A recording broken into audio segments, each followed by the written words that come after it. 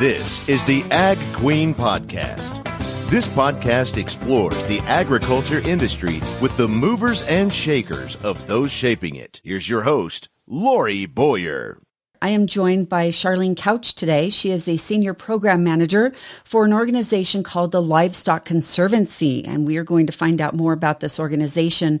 But Charlene, first, tell us a little bit about yourself and your background. Yeah, right. So I grew up on a small farm in Western North Carolina, and we had a lot of animals. I think that I didn't realize that we needed to do the farming in order to survive. But it was a sort of a typical homestead, I would say. I went to school and studied a lot of years of biology and genetics.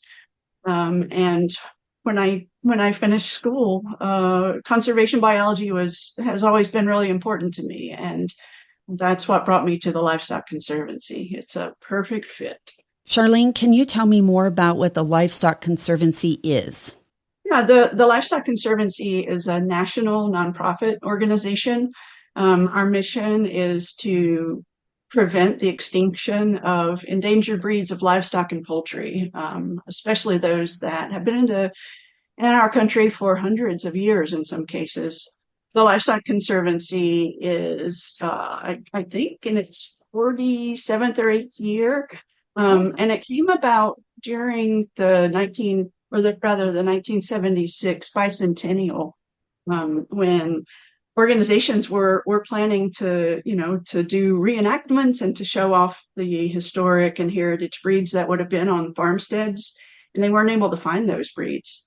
It turns out they've become quite rare, and in some cases, they had been here for hundreds and hundreds of years, so they're very well adapted to the living environments of this country. In many cases, their adaptivity gets them success in places that are hot and humid, hot and dry. So our work is really centered around helping farmers with education, with marketing and promotion. We do a national census every year of all the endangered breeds of livestock and poultry that we monitor. Can you give me a couple of specific examples of endangered livestock? Yeah, so it might surprise you to know that the Clydesdale horse is endangered. Really? People are very familiar with seeing them, but a great many of the breeds are like that. They're sort of hiding in plain sight. The Tennessee fainting goat is quite rare, and that's one we see a lot on Instagram clips and videos, as with the falling over in stillness. Spanish goats are very rare, and they've been in this country since the introductions during the Spanish exploration period. So breeds like these are, they're traditional to our country. They're incredibly well adapted for the environments they're raised in. They're an important resource, we think, for securing the future of agricultural biodiversity. And a conservancy works on, I think you might have said this, just so I'm clear, it works on a global basis, right? Not just in the U.S.? It works primarily in the United States because our true mission is conservation of America's livestock and poultry breeds. However, because we were once a colony, we were once explored by other nations, there are breeds here for which America's population is crucial to the global survival of that breed. So breeds that would have come over in the 14, 15, 16, 1700s, they may not, the parent breeds may not exist any longer in their home countries. And so for that reason, all of these breeds are, they're in danger of being lost. They don't fit into the traditional farming systems that we know today. So I'm sorry, I think I'm getting off track, Lori. No, you're fine. You're kind of headed towards my next question, actually. I was going to ask you, what are some of the causes of the distinction? Yeah, some of the reasons that these breeds are in danger is that they don't fit well into our modern farming systems. They They may be adapted to a particular region or a particular production type, like being on pasture rather than being in a more condensed environment. They may grow more slowly than some of the really finely honed crosses that are used in commercial agriculture right now. But the thing is, they retain traits that are in danger of being lost, and those traits may very well be needed for our future. They are adaptive to environmental changes. Many are parasite and disease resistant. They have good mothering skills. They don't necessarily need to have AI in order to produce offspring.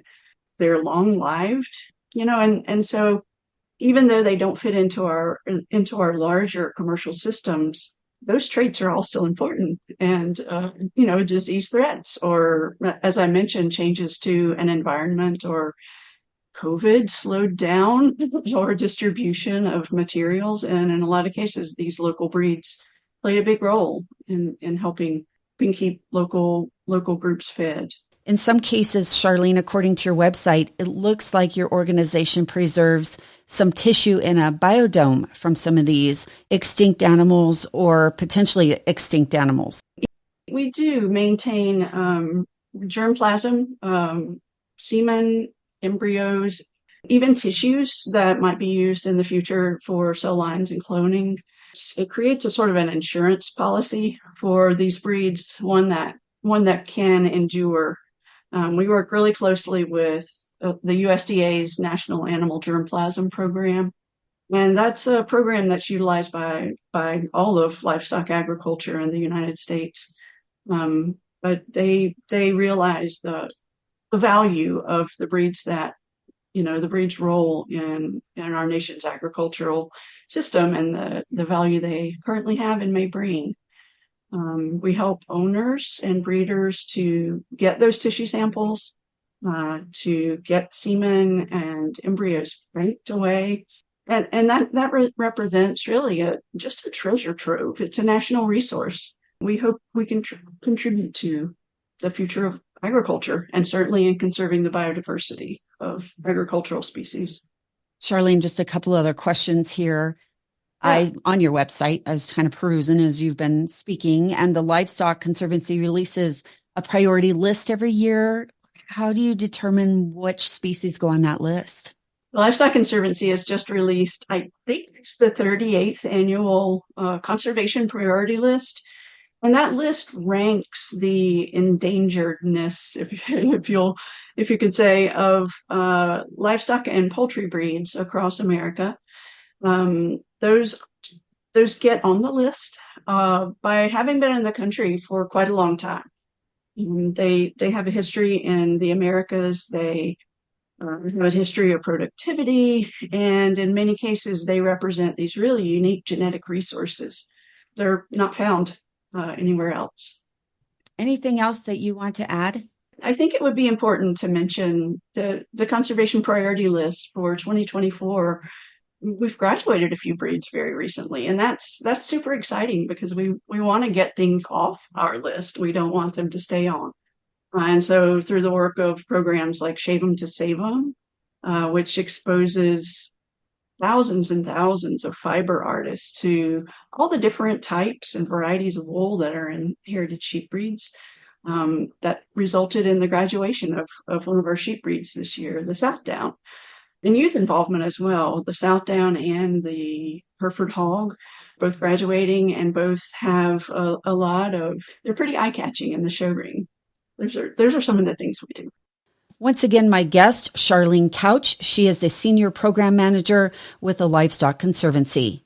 Thanks for tuning in to this edition of the Ag Queen Podcast with your host, Lori Boyer.